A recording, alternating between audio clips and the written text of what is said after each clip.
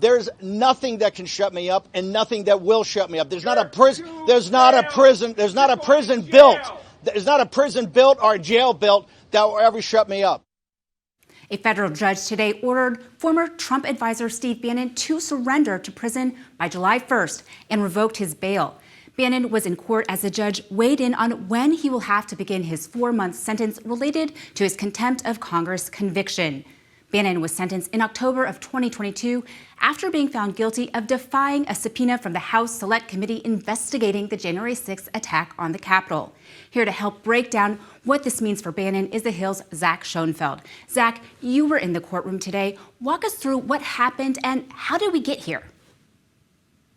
Yeah, it's Steve Bannon today returning to the federal courthouse in Washington, D.C., 2 years after he was convicted by this D.C. jury of 2 counts of contempt of Congress. Steve Bannon was one of 2 individuals who had defied the House January 6th committee and then was ultimately charged. There were other individuals like Trump's White House chief of staff and others who also ignored subpoenas but ultimately were not, ended up charged by the Justice Department. But Steve Bannon, alongside another former Trump advisor, Peter Navarro, were actually charged and went to trial on these counts of contempt of Congress. So what's been happening now is Steve Bannon has been appealing this since his conviction 2 years ago. And in the last few weeks, an appeals court denied his bid to overturn his conviction. So then he returned back to the trial court today as prosecutors sought to finally get him to begin his prison sentence. Zach, how close is Bannon to former President Trump these days? Is he on the inside or more of a commentator at this point? You know, I think he's a bit of both, right? He's certainly a commentator. He's got his podcast, Bannon's War Room, that he airs all the time. I assume that even though he was in court today, if things are like normal, he'll have another episode coming out later today. So certainly a commentator, but also both his world and Trump's world are still very much intertwined. Look no further than Steve Bannon's legal team. In the courthouse today, he had 2 lawyers with him. The lawyer who was actually the one up at the podium making the arguments to the judge was David Schoen, who had represented Donald Trump in his second impeachment trial. And then the other lawyer that was sitting alongside Steve Bannon at the defense table today was Evan Corcoran, another former Trump lawyer. Evan Corcoran had represented Donald Trump in one of his criminal cases, his classified documents case down in Florida. Evan Corcoran is no longer one of Donald Trump's lawyers because allegedly Donald Trump at one point before the Mar-a-Lago search had actually misled his attorney about where the classified documents were down in his Florida estate. So certainly a lot of intermingling between their 2 worlds still. Zach, you mentioned Peter Navarro, another ex-advisor to Trump, who also went to prison for not complying with a congressional subpoena. How long is his sentence? This is a similar case, correct? Yeah, in many ways, these are similar cases. They both are 4-month sentences. They're the 2 people who have been charged under this statute, contempt of Congress, related to the January 6th committee. So at a basic level, they are similar. But beneath the surface, there are some differences. And we actually saw that come into play at today's hearing as the government was making comparisons to Peter Navarro's case, saying, Peter Navarro, as we speak, is sitting in prison serving his sentence. And prosecutors were saying that Steve Bannon should join him and also start beginning to serve his sentence. But when the defense got up there, they were trying to differentiate and distinguish this case from Navarro, talking about things about that these cases are in a little bit of a different procedural posture. There are some executive privilege issues that are different between the 2 cases. So like I said, beneath the surface, there are some differences, and I think the judge certainly took note of that. But at a basic level, they're very similar. Zach, is there any chance Bannon can try to appeal again at this point, or is this judge issuing the final decision here? Bannon still does have avenues to appeal. So there's 2 parts to this. So first of all, the first part is he's continuing his appeal that he's had all along, the appeal of the jury's actual verdict finding him guilty on these 2 counts. So that's going to continue and go up the chain. But today what we saw the trial judge say is no matter how that appeal shakes out, Steve Bannon still has to go to prison starting by July 1st. So when this all shakes out, it's likely that Steve Bannon would be long done with his 4-month sentence. But now he has the second part. He can now separately appeal the judge's ruling today and go to a higher court and tell them that until his existing appeal is resolved of the verdict, that they should put his prison sentence on hold. But because he lost his fight today at the trial court level, as he starts to bring that up the chain in the appeals process, it's quite an uphill battle. We saw Peter Navarro take a similar tactic, going all the way up to the Supreme Court, seeking emergency relief to stay out of prison at the last minute, but the Supreme Court denied it. So Steve Bannon, certainly a long shot effort, but he, of course, has the right to try all of his options. Well, July 1st will be here soon, but some chance. Thank you. The Hill's Zach Schonfeld. Thank you. We know the dark forces that these heroes fought against 80 years ago. They never fade. Aggression and greed, the desire to dominate and control, to change borders by force, these are perennial. The struggle between a dictatorship and freedom is unending. Here in Europe, we see one stark example. Ukraine has been invaded by a tyrant bent on domination. President Biden and heads of state joining veterans to mark the 80th anniversary of D-Day. Biden's trip to observe the anniversary coming at a pivotal point as the 2024 campaign intensifies, with some concerns from U.S. allies that former President Trump would threaten to withdraw from NATO. Biden declaring that NATO is strong and insisting that the alliance will stand with Ukraine, just as the U.S. had stood by Europe against the Nazis. Here now to talk about Biden's address and more, The Hill's Alex Gangitano. Alex, glad you're here. Now, Biden highlighted the urgent threat to Europe as Ukraine fends off Vladimir Putin. Alex, talk about what is he really getting at in this address? Yeah, so what we saw from the president in this address from France was really a tough rebuke against, what he called bullies, dictators around the world who threaten these alliances and democracies around the world. And so he was clearly making comments about Russian President Vladimir Putin. And another thing was he was actually taking these subtle stabs at former President Trump as well. He mentioned that isolationism 80 years ago and isolationism today is not the answer. Those are references to former President Trump's America's First agenda, which the president has been staunchly against and pushing back onto joining alliances again once he became president. So we saw a lot of themes throughout his speech, all kind of invoking him, reaffirming his support for the war in Ukraine and the effort there and how strong he thinks the global alliances currently are. Alex, while abroad, Biden did an interview with ABC News where he gave a fierce critique of Russian President Vladimir Putin. He also defended his decision to give Ukraine permission to carry out limited strikes within Russia using U.S. weapons. Now, why is the administration changing restrictions on the use of U.S. weapons in Ukraine? Yeah, so what you mentioned in the interview with ABC, the president called Putin not a decent man. He called him a dictator, all part of, the themes that we're seeing in the way President Biden has been conducting himself in France and pushing back on Russia's aggression and the alliances supporting Ukraine. It's interesting, he mentioned or defended this decision, as you mentioned. I think it's all part of him really reaffirming this commitment to Ukraine and the president wanting to make really clear that the U.S. stands behind Ukraine in terms of giving them weapons, giving them aid. Ukraine is the way that he handles Ukraine is a big part of his legacy. I think the president looks at it as that if Ukraine can keep fighting back these Russian, the Russian military and the invasion and has success with that, that will bode well on the president and, show Americans that this aid, this money that we're giving there is going to the right thing and actually helping them. Turning to the Middle East, Israel is under fire for bombing a school being used as a shelter in Gaza, killing at least 35 people, including children. Now, the attack follows a ceasefire plan laid out by Biden. So, Alex, is this plan going anywhere at this point? It's been a few days now, and we haven't heard a clear no from Hamas. There was some talk over some Hamas leaders saying that they're not interested in this deal. But besides that, the White House has said that until we get a clear refusal or a clear approval from Hamas through their allies in Qatar, that we won't consider it a yes or a no yet. But considering that it has been a few days, like I said, I think that, they're definitely growing weary at this point if this will actually go through. We're also hearing, which the president warned about, that there would be people on the Israeli side who aren't a fan of this deal and maybe want to occupy Gaza or don't believe in a two-state solution that he thinks this deal could be creating in the future. So I think from, the kind of not immediate approval that we're hearing from both sides. This might be a tough one. Of course, it was kind of a long shot maybe to begin with, just considering how long this war has been going on. But obviously the White House was extremely hopeful that this ceasefire deal would actually stick. And I think they've signaled now for the first time that they're ready for this war to be over. Recent polling shows RFK Jr. is narrowly helping President Biden in several states when it comes to his chances against Trump. Third-party dynamics can be tricky, but take us a little closer here. Alex, how are pollsters explaining this one?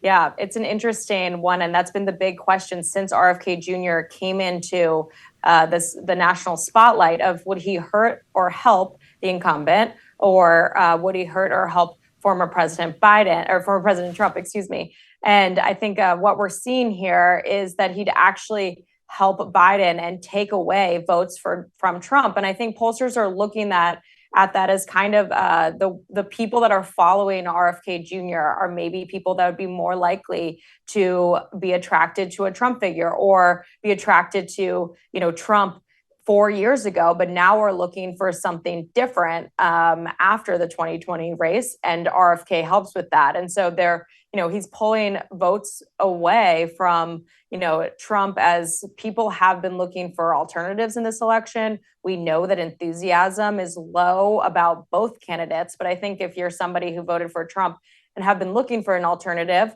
you might have turned to Nikki Haley.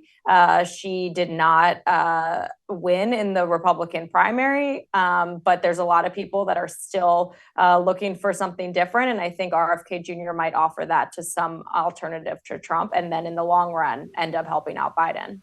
And also in the long run, it has been a while since we've seen a third-party candidate really play a part in a presidential election. So we'll see how long he is a factor. Now, the first week of Hunter Biden's federal gun trial is underway. Haley Biden, the widow of Hunter's late brother, Beau, is set to testify today.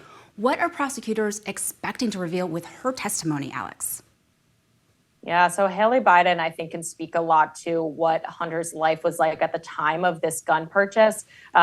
She, of course, is Beau Biden, the president's late son's widow, but also dated Hunter Biden after his death. And so she was intimately involved with the family, and especially with Hunter in the midst of his addiction and this gun purchase. We actually, reports have showed that she was somebody who actually got rid of the gun, and knew, then intimately aware of how Hunter was being affected by his addiction. So I think she'll really give a big window into what his life was like at the time versus his life now after recovery. And we're also going to hear from Hunter's ex-wife and other women that have been romantically involved with him, I think, as a way to give these intimate views into his life. The Biden family is very close-knit. We know that the former First Lady Jill Biden showed up at the courthouse. Hunter's brother-in-law, his sister Ashley showed up. This is a close family, but I think these women who were romantically connected to him during his time of addiction is who the prosecutors really want to hear from.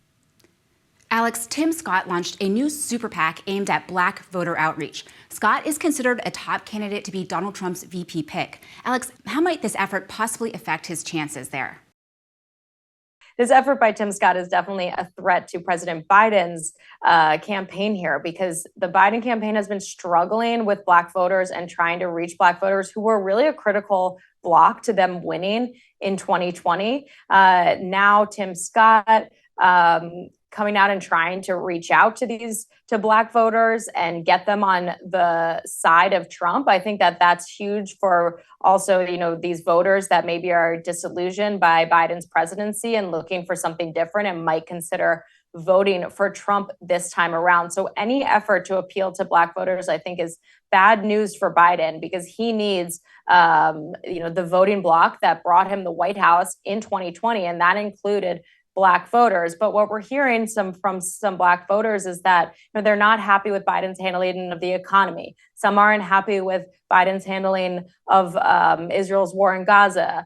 And so they're looking for an alternative. And I think Tim Scott reaching out to them could help bring some people into the Trump camp. Senate Republicans blocked a right to contraception bill pushed by Democrats on Wednesday. The legislation was part of Democrats' effort to highlight disagreements over abortion ahead of the election. Alex, what can we expect next from Democrats on this key campaign issue?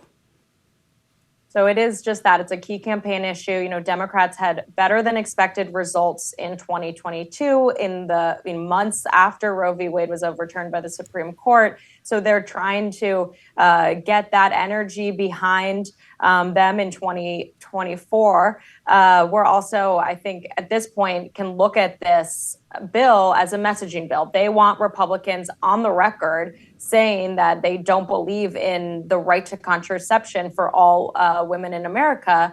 And so they can go to the campaign trail and Democrats can say, Republicans not only wanted to outlaw abortion, but now they're coming after contraception, and to really warn Americans about what could happen under a Republican White House or a Republican-led Senate. So I think they're using this, the vote failed, but now Democrats can go out on the campaign trail and mention that this vote failed and see if some Americans resonate with the fact that they're warning them against what could happen if Trump and more Republicans are elected. The Hill's Alex Gangitano, thank you so much for being on. Thank you. President Biden is narrowing the gap between himself and former President Donald Trump. According to a new Emerson College polling national survey, Trump leads the president by just 1 point, 46% to 45%. That's a closer race than we saw just a few months ago when Trump was polling a whole 3 points ahead of Biden. Here to break down all the numbers is the Senior Director of Emerson College Polling, Matt Taglia.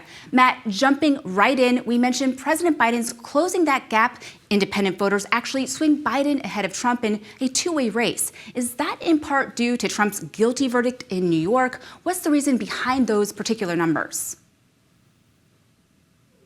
Well, I think the top line is yes, I think so. As you said, not only do we see Biden tracking very close to Trump in the initial vote among independents, but we see that undecided independents are breaking towards Biden by about 15 points. So that pushes into about a 4-point lead over Trump in the combined vote among these voters when we account for those who lean.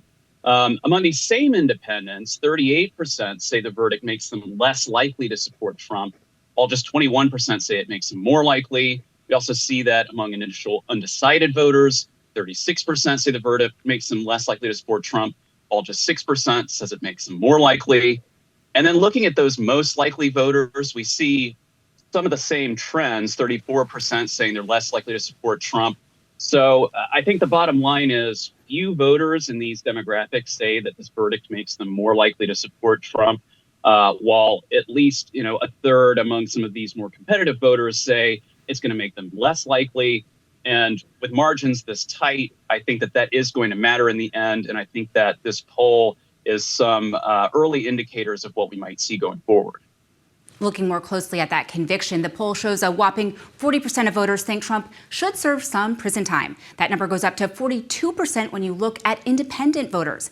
Did the verdict sway opinion on whether or not Trump should be sentenced to prison? Well, just from the results of this poll, it's hard to say whether the verdict itself had an impact on the opinion of sentencing. But we can see that among those who said the verdict had no impact on their vote, opinion is fairly split. It's about 33% saying that he should serve prison time versus a fine or probation. And then other folks just aren't sure. But if we look at some of these folks who didn't vote in 2020, which is largely younger folks, 44% say that Trump should serve prison time. And then you look at the youngest voters and 48% say that he should serve prison time. So this is a higher number than I think we expected to see from some of these folks. Since these are newer voters, these are younger voters, they aren't necessarily the ones who are paying attention to the trial in the first place. But yet, very few of them don't have an opinion on sentencing. And a plurality of them in these cases say that he should serve prison time. Turning to another court case that's looming over 2024, nearly 24% say they would be less likely to vote for Biden if his son Hunter is found guilty in his Delaware criminal trial. Are those people who were already voting for Trump, or could a potential conviction have an effect on the president's overall polling numbers? Well, in short, yes. Most of these folks were already supporting Trump in the first place. Just 7% of Biden voters in the combined vote, which includes leaners, say that they are less likely to support Biden if in the event of his son's hypothetical conviction. However, if we back up a little, we see that 23% of undecided voters say they're less likely to support Biden in the event of his son's conviction. And 17% of independents say the same. So these aren't insignificant numbers, but and some of this is likely to come out in the wash, frankly, and will depend on how the trial and eventual decision is portrayed in the media and the campaigns. But again, we've got tight margins here, and those factors could come into play.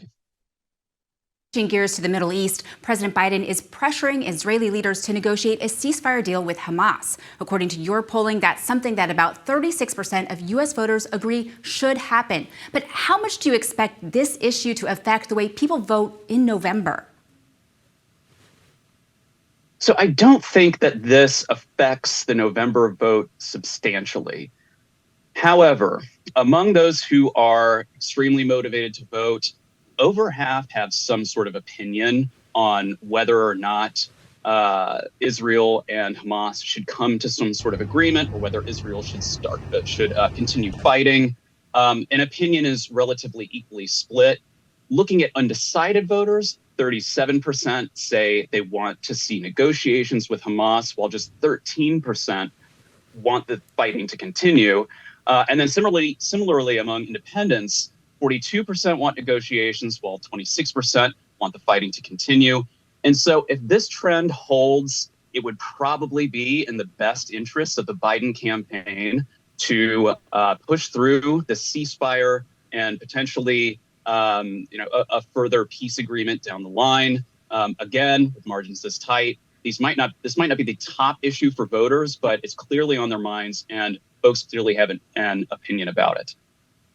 Thank you, Matt Taglia, for coming on and really breaking down the numbers. Thank you. That's today's Daily Debrief. I'm Margaret Chadbourn. Be sure to like, share, and subscribe to The Hill's YouTube channel. And come back here soon for the intersection between politics and policy.